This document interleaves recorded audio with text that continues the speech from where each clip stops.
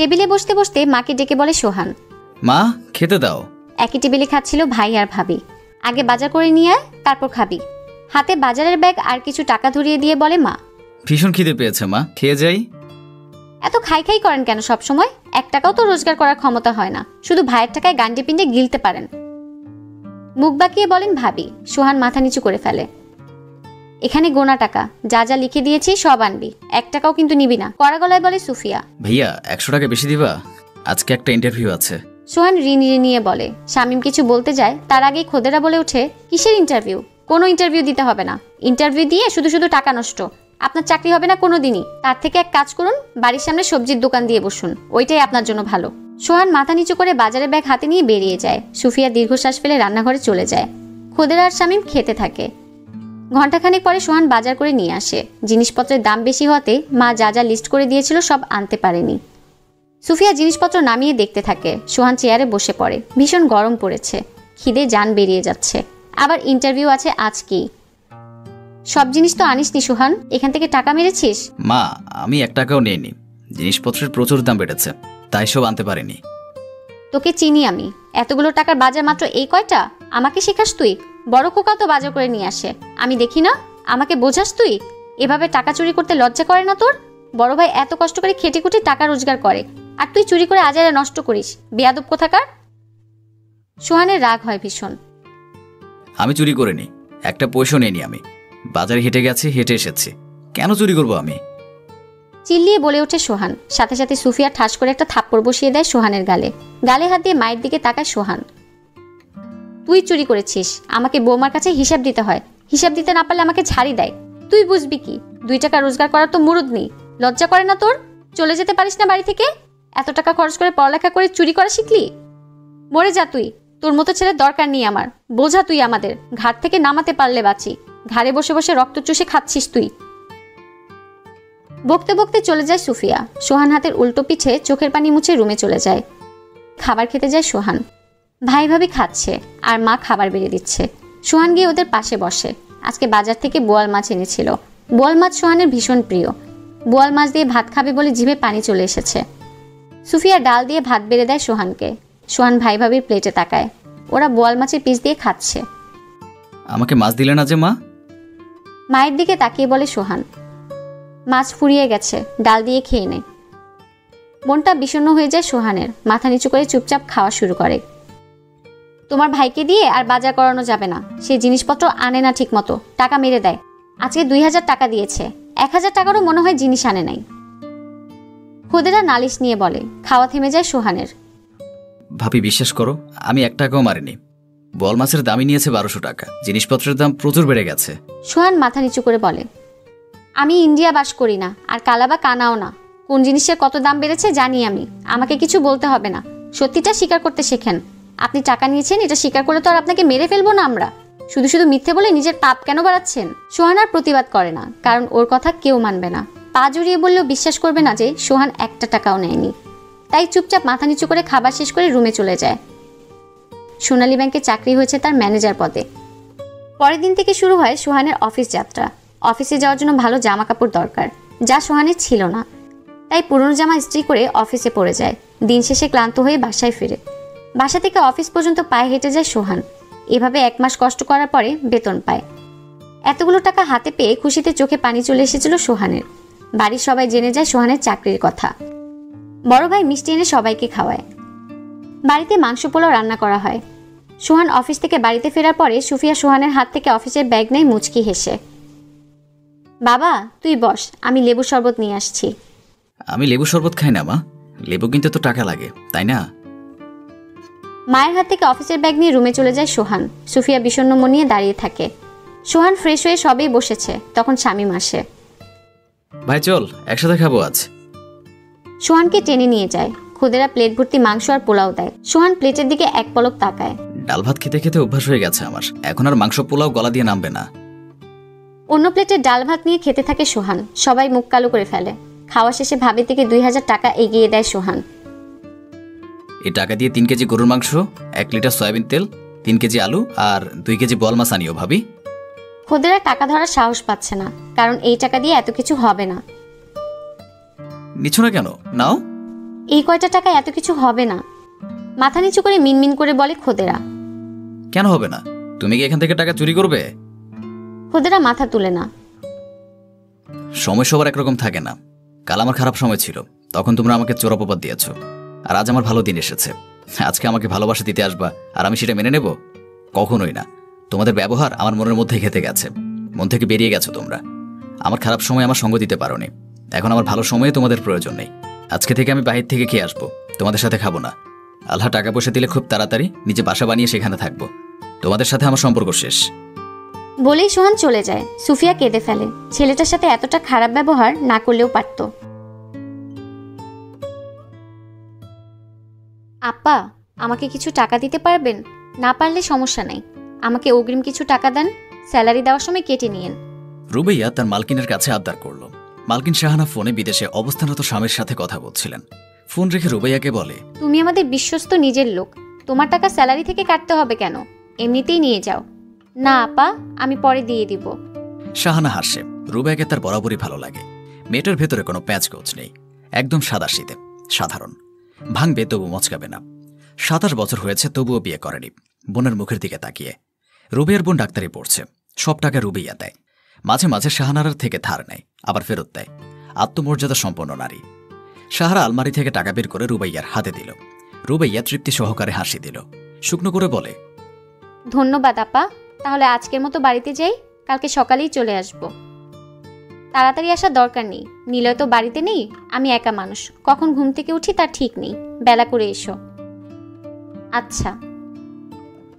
রুবাইয়া যাওয়ার জন্য অগ্রসর হয়। শাহানা রুবাইয়াকে লক্ষ্য করছে। রুবাইয়া কেমন চিন্তায় রয়েছে। রুবাইয়া শোনো, তুমি কি কোনো কিছু নিয়ে চিন্তায় আছো? আজকাল তোমাকে দেখলে কেমন চিন্তিত লাগে। রুবাইয়া থেমে যায়, চোখ মুখ ফ্যাকাশে করে বলে, 2 দিন ধরে রুহিকে খুঁজে পাচ্ছি না। সেদিন হোস্টেল থেকে এসে আমাকে বলেছে ওর 5,000 টাকা লাগবে। আপনি বলেন, আমি কি বড়লোক? চাইলেই দিয়ে দিব।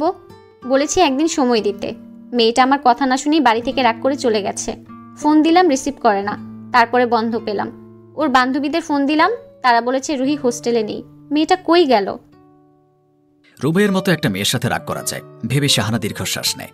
দুজনের কথোপকথনের মাঝে ড্রয়িং রুম থেকে চেঁচামেচির শব্দ শোনা গেল। নিলয়ের গলা।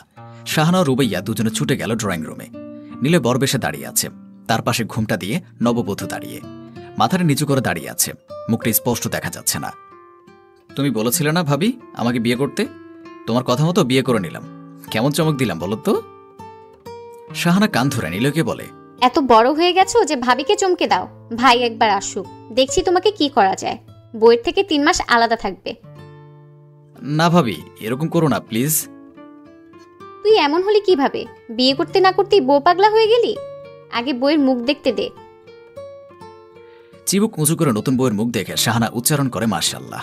অন্যদিকে থমকে গেছে রুবাইয়া। দীর্ঘ 2 দিন ধরে অধিক আগ্রহে খুঁজতে থাকা বোন তার সামনে দাঁড়িয়ে আছে, তাও বধূ বেশে। জীবনের এত বড় একটা সিদ্ধান্ত রুবাইয়ার অনুমতি ব্যতীত নিয়েছে। রুবাইয়ার চোখ থেকে সবার অগোচরে অশ্রু গড়িয়ে পড়ল।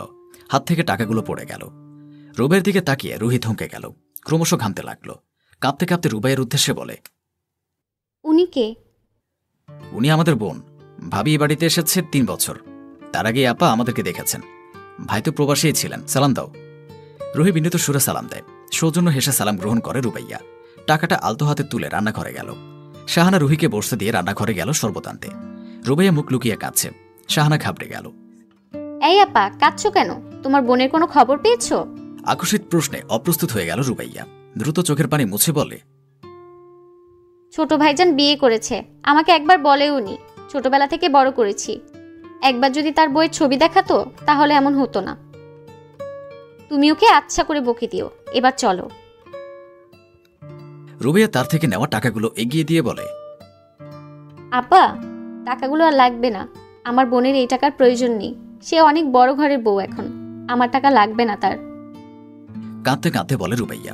শাহানা সন্দিহান গলায় বলে, একটু আগেই তো বললে বোনের ব্যাপারে কিছু জানো না, এর মধ্যে খবর পেয়ে গেছো?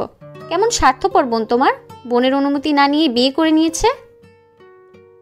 ও অনেক স্বার্থপর, আবার লোভী। আমাকে বোন বলে পরিচয় দিতে ওর লজ্জা করে। তুমি যাও, নতুন বউ কতক্ষণ একা থাকবে, তুমি তার কাছে যাও। শাহানা বিষণ্ণ মনে রান্নাঘরের দিকে চলে যায়। রুবাইয়ের জন্য তার আফসোস হচ্ছে বড্ড। রুহি ড্রেসিং টেবিলের সামনে দাঁড়িয়ে মাথায় চিরুনি চালাচ্ছে। ঘরে কেউ নেই, নিলয় অফিসে গেছে। রুবাইয়া নিঃশব্দে রুহির কাছে গেছে। অসময় বোনকে দেখে চমকে উঠল রুহি। চায়ের কাপটা টেবিলের উপরে রেখে দাঁড়িয়ে থাকে। দাঁড়িয়ে আছেন কেন? নিজের কাজ করুন গিয়ে। রুবাইয়া আশেপাশে তাকিয়ে দেখে কেউ আছে কিনা। না, কেউ নেই। তবুও সাবধানের মার নেই ভেবে দরজাটা একটু ভিড়িয়ে দিয়ে 2 কদম সামনে এসে বলে,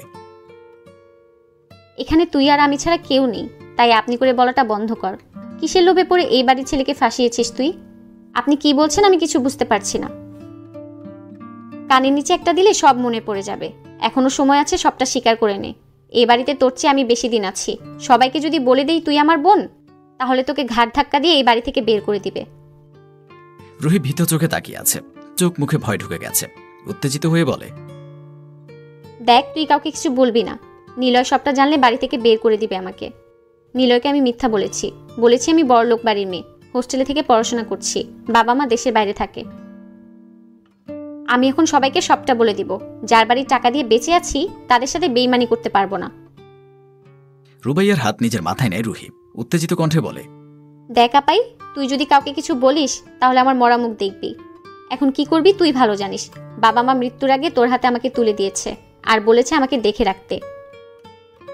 তাহলে আজ থেকে ভুলে যেতে হবে আমি তোর বড় বোন। পারবি ভুলতে? হ্যাঁ পারবো, পারবো না কেন? এই বাড়ির বউ হয়ে আমি অনেক কিছু পাবো, তোকে আমার লাগবে না। রুবাইয়া বাক্য হারিয়ে ফেলে, হাতটা নামিয়ে নেয়। তার নিয়ে আসা চাটুকু ঠান্ডা হয়ে গেছে। চায়ের কাপটা হাতে নিয়ে ধীর গলায় বলে, আপনার চা ঠান্ডা হয়ে গেছে, আমি বরং আরেক কাপ চা নিয়ে আসি আপা। চোখের পানি লুকিয়ে বেরিয়ে যায় রুবাইয়া। রুম জুড়ে পায়চারি করতে ব্যস্ত রুহি। রুবাইয়াকে তার বিশ্বাস হয় না। যদি সবটা বলে দেয় তখন কিভাবে সামলাবে সবকিছু। পরের দিন সকালে নিলয় অফিসে যাওয়ার জন্য তৈরি হচ্ছে। রুহি নিজের মতো সাজতে ব্যস্ত। হঠাৎ গলায় হাত দিয়ে হতবাক হওয়ার অভিনয় করে বলে, দেখো নিলয়, আমার কানের দুলগুলো পাচ্ছি না। বিয়ের দিন তুমি নিজের হাতে আমাকে পরিয়ে দিয়েছিলে। দামি কানের দুল? দামি ভেবে হয়তো তুমি খুলে রেখেছ। ঘরে খুঁজে দেখো। তুমি বুঝতে পারছো না, আমি সব জায়গা ভালোভাবে খুঁজেছি, কোথাও পাইনি। নিশ্চয়ই চুরি হয়ে গেছে। কে চুরি করবে? ভালোভাবে খুঁজে দেখো, পাও কিনা। পরে চোরের বদনাম দিও। রুহি ও নিলয়ের উচ্চস্বরে কথা শুনে রুবাইয়া ও শাহানা হাজির হলো ঘরে। আমি বলছি তো চুরি হয়েছে। কালকে বিকেলে ড্রেসিং টেবিলের উপর রেখে চা খাচ্ছিলাম, তারপর থেকে দেখছি না।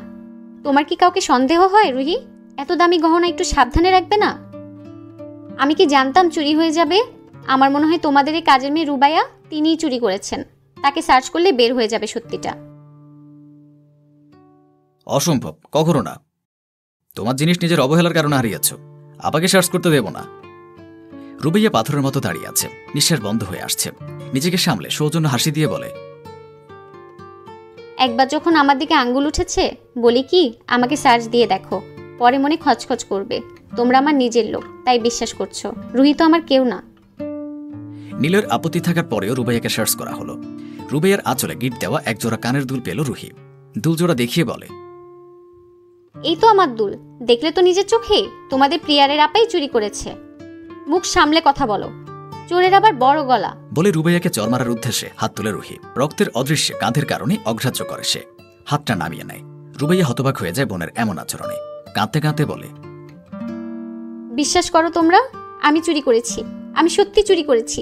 সামনে আমার বোনের পরীক্ষা, অনেক টাকা লাগবে, তাই চুরি করেছি।